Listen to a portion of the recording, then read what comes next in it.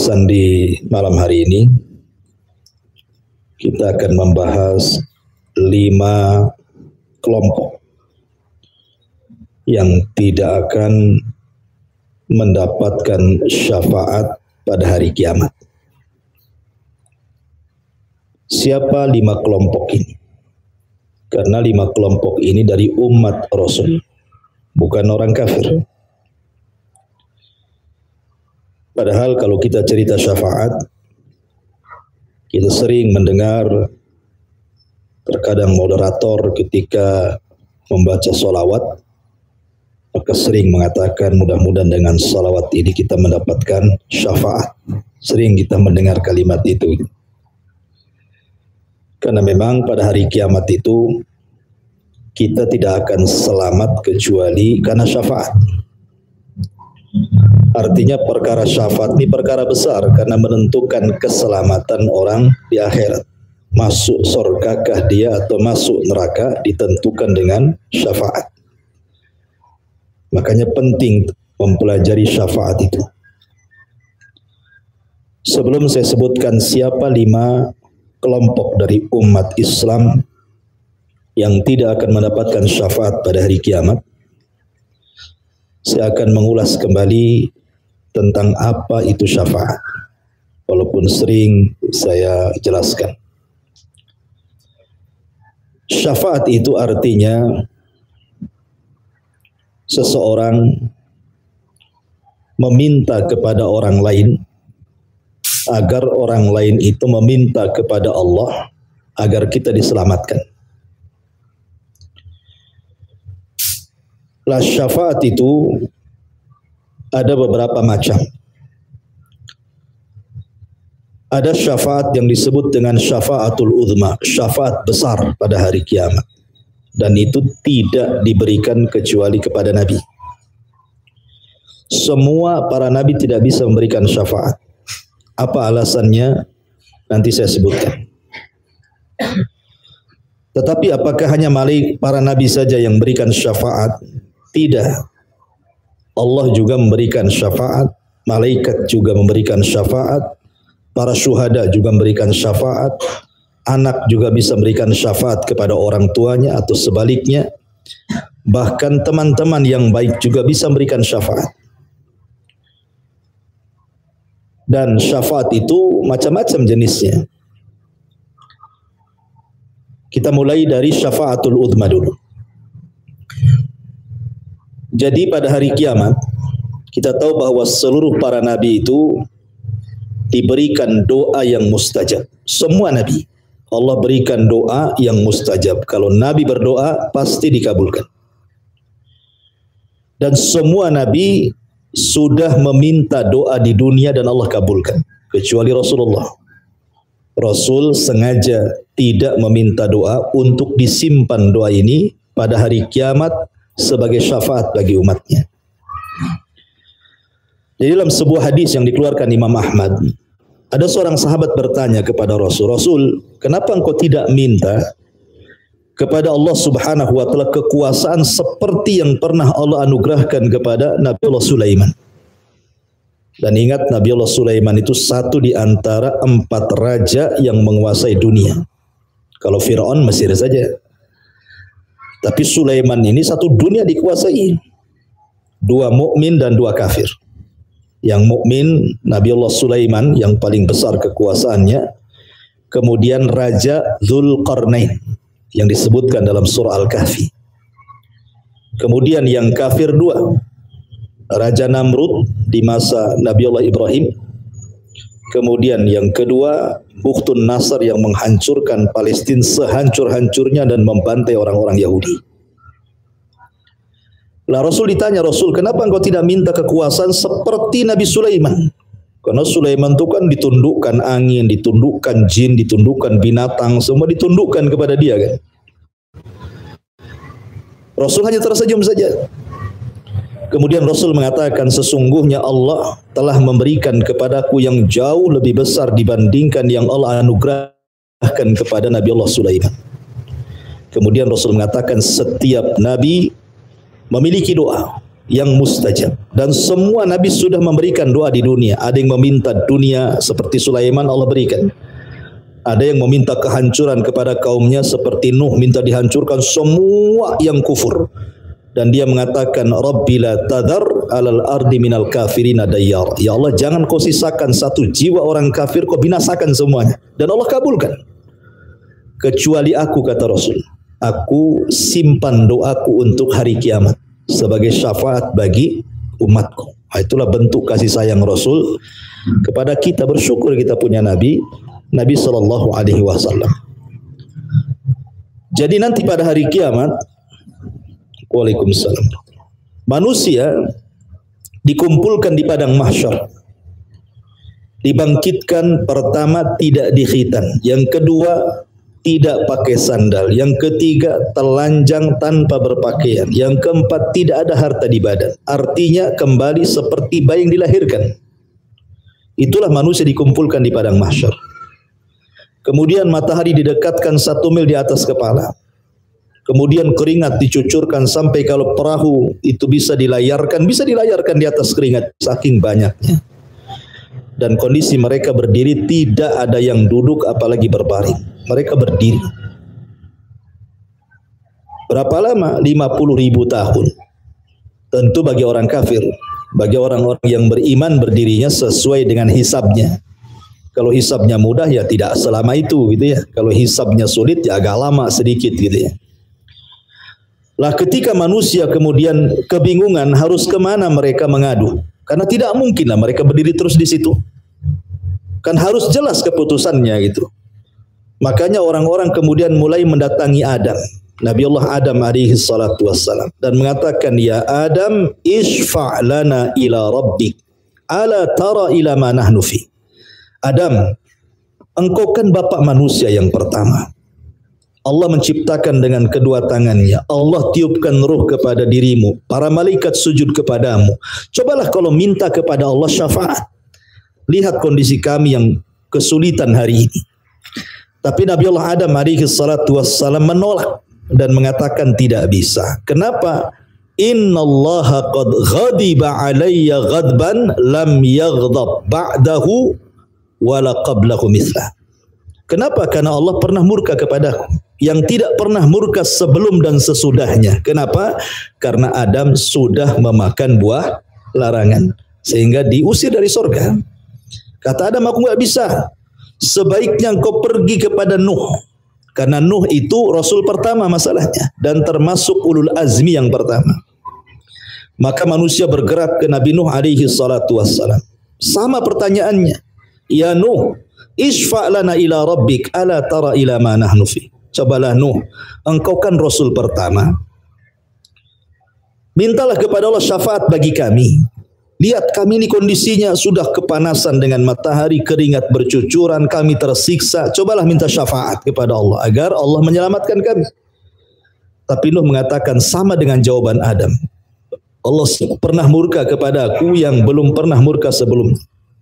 Kemudian Nuh menyebutkan alasan ketidakbisaan memberikan syafaat karena dia telah berdoa kehancuran kepada kaumnya. Sampai tidak ada satu jiwa pun kecuali dihancurkan, yang selamat hanya di kapalnya dia saja. Dan semua manusia turunan orang yang di kapal itu. Dari 3 manusia putra Nuh. Satu dunia ini turunan 3 putra Nuh ini. Kalau enggak ke Yafis jalurnya pasti ke Syam. Kalau tidak ke Syam pasti ke Ham. Dan 3-tiganya putra Nuh. Kata Nuh, aku enggak bisa. Sebaiknya kau pergi kepada Ibrahim. Karena dia kekasih Allah. Khalilur Rahman. Akhirnya manusia bergerak kepada Ibrahim dan mengatakan, ya Ibrahim, isfa' lana ila rabbik. Cobalah minta syafaat kepada Rabbmu. Ala tara ila ma nahnu fi. Tidakkah kau iba kepada kami? Lihat kondisi kami susah ini. Maka Ibrahim juga sama jawabannya. Allah pernah murka kepadaku dengan kemurkaan yang tidak pernah dia murka sebelum dan sesudahnya. Apa alasan Ibrahim tidak bisa memberikan syafaat? Padahal Ibrahim itu Abul Anbiya, bapaknya para nabi. Ya. Alasannya karena saya pernah berdusta 3 kali dusta. Padahal dusta Ibrahim itu bukan kayak kita berdusta. Ya, kalau kita berdusta kan karena ingin ngambil hak orang kan gitu ya. Karena ingin mengambil harta orang, karena takut ketahuan dosanya, nah, itu kita dustanya. Ibrahim itu berdusta karena kemaslahatan dakwah. Itu saja menghalangi syafaat. Ketika dia menghancurkan patung Namrud gitu ya, kemudian palunya diletakkan di patung yang besar. Ketika ditanya, kok yang menghancurkan patung itu Ibrahim? Enggak, itu patung yang besar, kata. Itu kan berdusta tuh. Ya. Tapi kan ini dustanya bukan dusta masalah kayak seperti kita, dustanya tauriah gitu ya. Kemudian yang kedua, Ibrahim pernah berdusta ketika bapaknya ngajak pesta hadir di istana Namrud. Apa kata Ibrahim? Saya lagi sakit, bapak saja yang pergi katanya. Padahal dia lagi sehat gitu ya, karena sudah ada niat ingin menghancurkan patung. Kemudian yang ketiga, ketika hijrah bersama istrinya Hajar ke Mesir. Di Mesir itu ada raja zalim. Kalau ada suami istrinya cantik, diambil istrinya, suaminya dibunuh.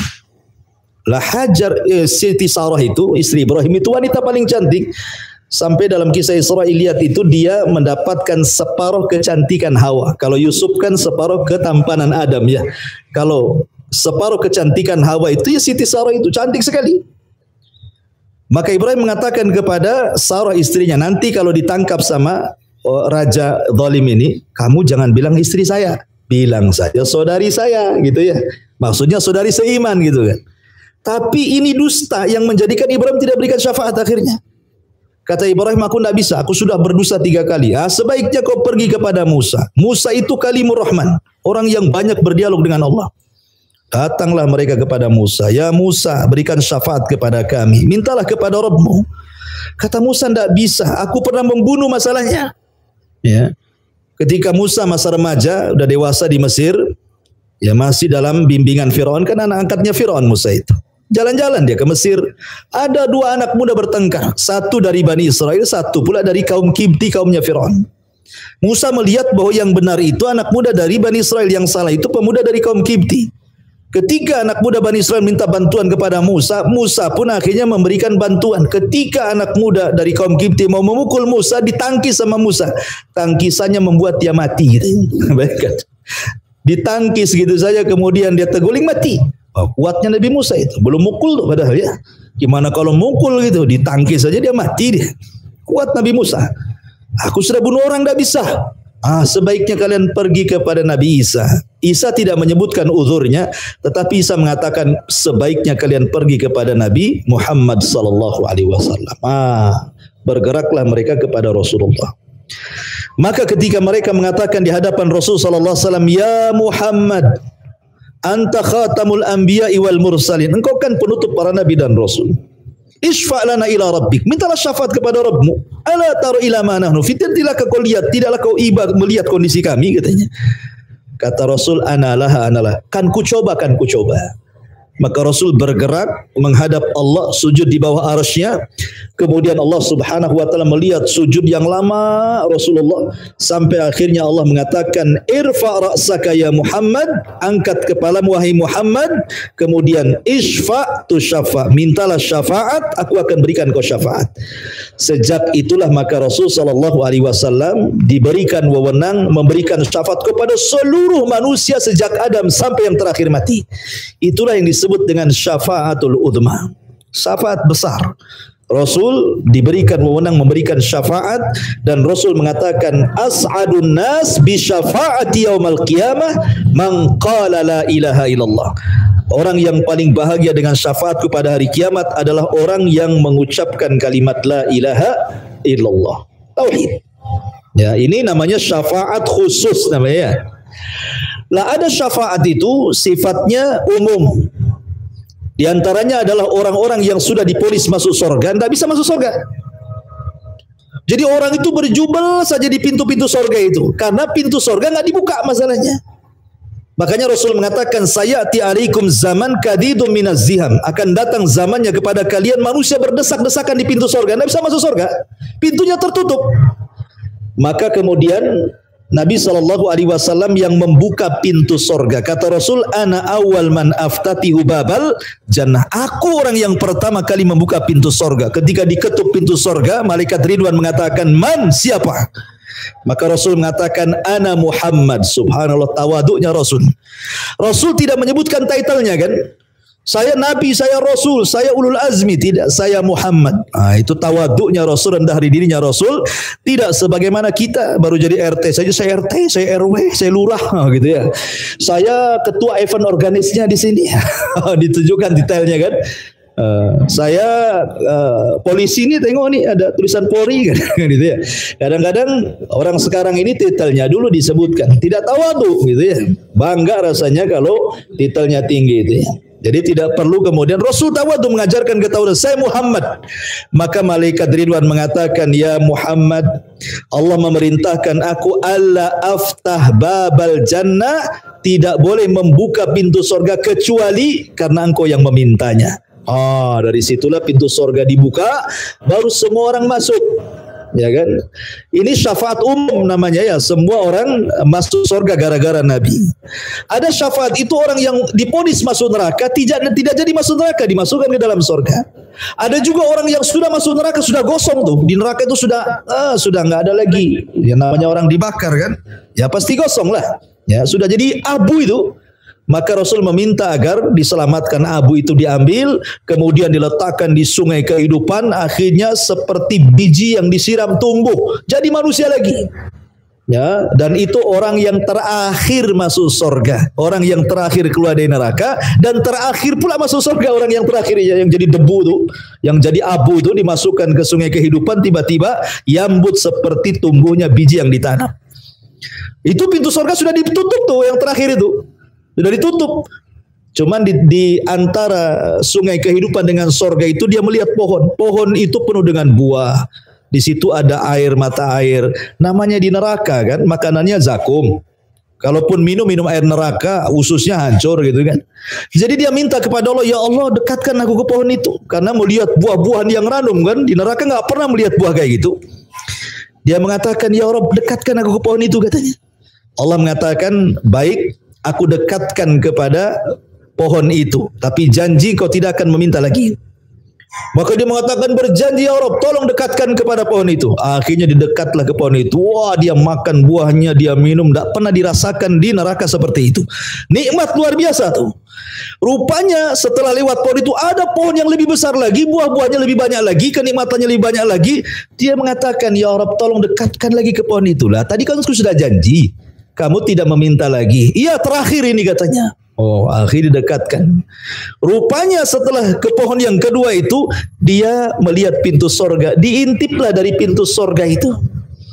Dia mengatakan, ya Rabb, masukkanlah aku ke situ katanya. Gitu.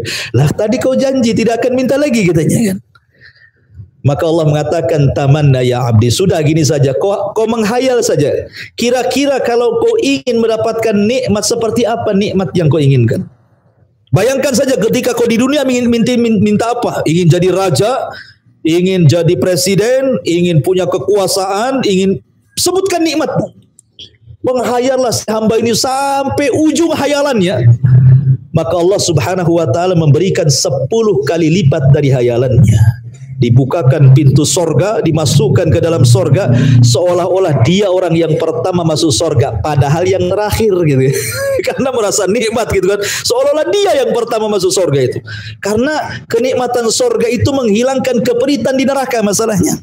Sekali celupan di sorga itu hilang keperitan semuanya. Itulah enaknya sorga. Ya. Masyurul muslimin wal muslimat rahimani wa rahimakumullah. Jadi banyak baca pada syafaatnya. Tapi yang ingin saya jelaskan di malam hari ini, ada 5 kelompok dari umat Rasul. Mereka tidak dapat syafaat. Artinya kalau tidak dapat syafaat ini kan bahaya. Ya, karena syafaat itu menentukan orang masuk surga dan masuk neraka. Paling tinggi ketika orang tidak mendapatkan syafaat, dia bisa masuk surga itu karena rahmat. Karena kasih sayang Allah saja dia masuk surga itu. Kalau bukan karena kasih sayang Allah, dia tidak akan masuk surga selamanya. Siapa 5 kelompok ini? Yang pertama, kata Nabi SAW,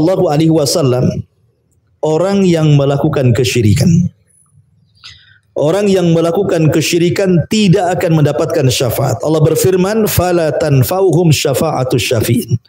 Orang yang melakukan kesyirikan tidak bermanfaat orang yang memberikan syafaat kepadanya. Ingat, jangan melakukan kesyirikan. Syirik itu artinya menyembah kepada selain Allah. percaya kepada dukun, kepada tangkal gitu ya, kepada kelenik-kelenik. Nggak usahlah percaya pada perkara-perkara tersebut karena bisa mengantarkan kepada kesyirikan. Ya, ini yang pertama. Yang kedua, la'anun, orang tukang laknat. Ya, kan banyak di masyarakat tukang laknat ya. Sebagaimana hadis Abi Darda radhiyallahu an. Dia mendengar Nabi SAW bersabda, la yakununa al-la'anuna syufa'a wala syuhada yaumal qiyamah. Tidak akan pernah para pencela, para pelaknat, para pemaki gitu ya. Mereka akan mendapatkan syafaat, tidak pula menjadi saksi pada hari kiamat. Oh, di masyarakat ini tukang laknat banyak. Hati-hati jangan suka laknat. Kan ada orang itu kalau ngomong itu kebun binatang keluar semua kan, dikit-dikit marah, sedikit-sedikit maaf dia mengatakan anjing kau begitu kan biasanya. Kadang-kadang babi, nggak ada yang mengatakan semut, nggak ada. Rata-rata yang jelek-jelek yang keluar itu ya. Dasar buaya, udah buaya darat lagi katanya. Buaya darat gitu ya. Jadi kadang-kadang orang suka mencela. Ya, kadang-kadang ada orang latah mengucapkan kalimat-kalimat kotor. Padahal sibabul muslim kakatli, mencela seorang muslim itu sama dengan membunuhnya pelan-pelan. Ya, jadi orang suka melaknat, suka mencaci, suka memaki, ya, malah marah boleh, tetapi jangan memaki, gitu ya. Jangan kemudian mengucapkan kalimat-kalimat kotor. Lah ini ngeri di masyarakat. Ini udah biasa kalimat-kalimat makian, cacian, laknatan ini. Ini salah satu kata Rasul, orang ini tidak dapat syafaat pada hari kiamat. Kadang-kadang dia melaknat orang tuanya, lebih parah lagi. Orang tuanya dimaki. Ya, kadang-kadang saudaranya dimaki, kerabatnya dimaki, orang lain sama, pokoknya di masyarakat paling banyak ini para pelaknat, para pencaci, para pemaki ini. Ketahuilah mereka tidak akan dapat syafaat pada hari kiamat. Karena Rasul yang mengatakan la yakununa la'anuna syufa'a wala syuhada yaumal qiyamah. Para pelaknat, para pencaci, para pemaki itu tidak akan dapat syafaat dan tidak akan jadi saksi pada hari kiamat. Padahal umat Rasul itu akan jadi saksi bagi umat-umat sebelumnya. Ya, ini yang kedua. Yang ketiga, orang-orang yang tidak mendapatkan syafaat pada hari kiamat, kata Nabi SAW, pemimpin yang zalim. Dalam sebuah hadis yang dikeluarkan Imam Tabrani dalam Mu'jam Al-Awsat dari hadis Abi Umamah Al-Bahili radhiyallahu an, Nabi mengatakan simfani min ummati lan tanalahuma syafa'ati yaumal qiyamah. Ada dua kelompok. Berarti ini sudah satu orang yang melakukan kesyirikan, dua orang yang suka melaknat, tiga dan empat di sini disebutkan. Sinfani min ummati. Ada dua kelompok di antara umatku tidak akan mendapatkan syafaatku pada hari kiamat. Kemudian Rasul menyebutkan dua kelompok itu. Pertama, imamun zalum, pemimpin yang kullu ghalin marikin, kata Rasul. Setiap orang yang melampaui batas. Ya, yang melampaui batas dalam agama sehingga dengan melampaui batasnya pelan-pelan dia keluar dari agama. Makanya Rasul ketika menceritakan tentang Yahudi dan Nasrani, apa kata Rasul? Kata Nabi SAW, la tutruni kama ataratin nasara Isa bin Maryam. Jangan kalian berlebihan kepadaku seperti orang Nasrani berlebihan kepada Isa, menganggap Isa anak Tuhan, Isa satu di antara tiga Tuhan, atau Isa Tuhan itu sendiri. Maka dalam beragama itu jangan berlebihan. Karena Rasul pernah suatu ketika lempar jumroh. Anda yang pernah haji, ada yang Bu Haja di sini? Belum ada ya? Ada yang pernah haji, Bu? Nggak ada. Kalau ingin dipanggil Bu Haja, cari suami yang pernah haji, nikah, nanti dipanggil Bu Haja tuh. Kan gitu. Ngikut suaminya gitu ya. Tapi kalau antum-antum tidak perlu pakai jubah, ya kan, pakai peci kemudian putih, masuk ke pasar pasti dipanggil Pak Haji. Haji bodong kan. Intinya bahwa Nabi itu ketika melempar jumroh tuh, kan melempar jumroh itu kan pakai batu kecil begini, ya, kerikil-kerikil kecil. Rasul meminta kepada Abdullah ibn Abbas radhiyallahu anhuma, tolong ambilkan batu-batu kecil, ya kan? Diambillah batu-batu kecil ini. Kemudian Rasul mengepal batu-batu kecil tujuh lempar itu, 7 batu kecil itu untuk dilempar jumrah. Kata Nabi SAW, hakada tarmun. Seperti inilah kalian harus melempar, kayak batu-batu ini. Ya, kemudian Rasul mengatakan, fa inna ma ahlaka man kana qablakum al-ghulu fiddin. Karena hancurnya umat sebelum kalian itu melampau dalam agama. Makanya orang-orang lempar jumroh ini rupanya bukan batu yang dilempar, payung dilempar, sandal dilempar katanya. Karena keyakinan ngelempar setan dari mana? Itu sunnah Nabi. Ya, karena itu keyakinan kita sedang lempar setan Ustaz. Makanya saya sandal saya lempar. Kadang batu gede kena orang hancur lah kepala orang kan gitu. Kecil-kecil saja ngelempar jumroh itu. Karena hancurnya umat sebelum kalian melampau dalam agama. Ya, sederhana saja dalam beragama itu. Yang penting sesuai dengan Al-Quran dan Sunnah Rasul Sallallahu Alaihi Wasallam. Ini yang keempat. Ya. Kemudian yang kelima, kata Nabi Sallallahu Alaihi Wasallam, orang yang mengingkari syafaat itu sendiri. Kata Nabi Sallallahu Alaihi Wasallam dalam sebuah hadis, man kadzdzaba bisyafaati falaysa lahu fiha nasibun. Orang yang mendustakan syafaat justru tidak akan dapat syafaat. Jangan dustakan syafaat. Syafaat itu tetap, hadisnya jelas, mutawatir, ya kan? Maka orang yang mendustakan syafaat tidak akan dapat syafaat. Saya tambah yang nomor 6, orang yang ketika di dunia mereka tidak pernah beragama seperti yang diajarkan Nabi Shallallahu Alaihi Wasallam. Jadi nanti pada hari kiamat setiap manusia itu, setiap para nabi itu punya telaga. Ya, bukan telaga kayak duri angkang gini. Ya, telaga memang telaga ini airnya dari telaga Al-Kautsar yang ada di sorga. Ya. Jadi telaga yang paling besar itu telaga Rasulullah. Lah, orang yang pertama minum adalah penduduk Yaman dari kalangan orang-orang Ansar, kemudian Muhajirin, kemudian setelahnya orang-orang yang meminum. Kenapa penting minum dari telaga itu? Karena kalau kita bisa dan mendapatkan air minum dari telaga itu, kita tidak akan kepanasan di padang mahsyar. Kita tidak akan kehausan di padang mahsyar. Karena padang mahsyar itu saya katakan dari awal matahari di atas kepala 1 mil. Kita saja bukan 1 mil, matahari jauh kali ya berada di porosnya. Kalau kita berada di terik matahari saja sudah kehausan luar biasa gitu. Tapi orang yang berhasil minum dari telaga Rasul tidak akan haus selamanya. 1 kali tegukan saja tidak akan haus selamanya. Makanya kita meminta kepada Allah agar kita bisa meminum dari telaga Nabi, ya, supaya kita tidak kehausan di padang mahsyar. Lah ketiga, semua orang sudah pada minum, rupanya ada satu kelompok paling belakang dia ingin minum, diusir malaikat. Kau jangan minum di sini, pergi, suhkan, pergi kau dari sini. Nabi ini orang yang paling kasihan dengan umatnya, tahu tuh umatnya. Maka Rasul berteriak-teriak, ummati, ashabi, ya Rabb, biarkan mereka minum, mereka umatku. Maka Allah Subhanahu wa taala menjawab, ya Muhammad, innaka la tadri ma ahdatsu ba'daka, innahum baddalu wa ghayyaru. Wahai Muhammad, kau tidak tahu apa yang terjadi sepeninggal dirimu. Mereka sudah merubah-rubah ajaranmu dan mereka sudah merubah-rubah petunjukmu. Mereka orang yang beragama di luar daripada agamamu. Nah, sekarang macam-macam kan gitu. Kita lihat di YouTube itu ada orang salat sambil joget-joget. Apain salat joget-joget?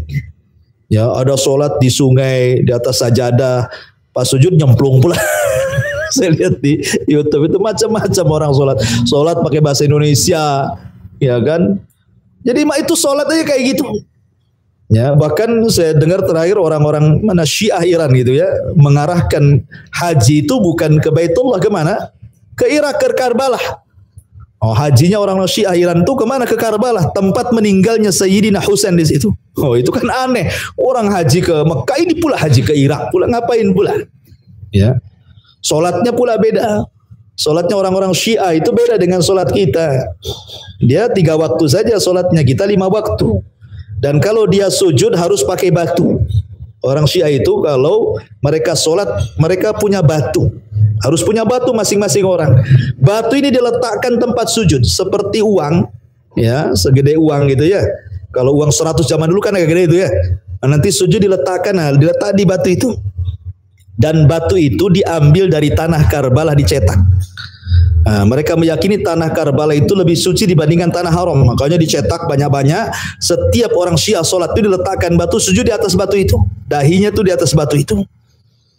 Cina pula pandai ngelirik ekonomi batu. Dibuatlah made in Cina. Tapi tanahnya bukan dari Karbala. Kena tipu orang Syiah itu sama Cina. Karena dibuatkan banyak-banyak gitu ya. Dijual sama orang-orang Syiah. Ikhwatu fillah muliakan Allah Azza wa Jalla. Berarti dari sini ada 6 kelompok yang tidak akan mendapatkan syafaat pada hari kiamat. Padahal syafaat itu sangat penting sekali. Maka mintalah kepada Allah agar kita dapat syafaat. Gitu, dengan cara mencintai Nabi, berusaha untuk mengerjakan sunnah-sunnah Nabi, dan berusaha untuk meniru Nabi SAW. Karena bagaimanapun tidak ada contoh terbaik kecuali Nabi SAW. Ini di antara 6 kelompok yang tidak akan dapat syafaat pada hari kiamat.